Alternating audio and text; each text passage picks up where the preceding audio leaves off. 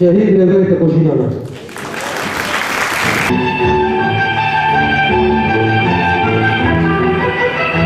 آنها فلان چندی تیمی که در جمهان مهاتیر مهیبو روش کهاوی یا گرمو چندی تیمی گرماهی بدن آن روان کرد دهنی کشیدی هماویج زندان آمدی روی جهنم لزندان آمده الهمبری هویتیا جنتیا دوازده ایلونه دست بروژیا من نکره ریلویلیا جنتیا دوازده ایلونه جبو تیک پرنا ایرادیا پیشن و گرتین فکر که کتبو ناوا هودانان و جبو بگهی جارمان جافه زندان آمده جی وکی ناورندک بجارتبو جونتا دخواست به همو آوای نشکنجه حسرت و هیوی آزادی از ناظر از سال 1907 و 1908 دبلن بود.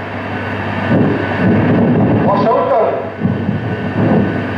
bak, Kurman geçiştir, hatta hastiye var, aşk boyu, bakmadan çekin. Azro, tamam, haydi, Farhan.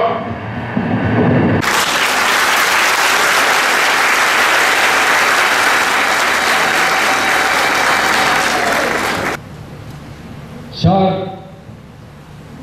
peşenge PKK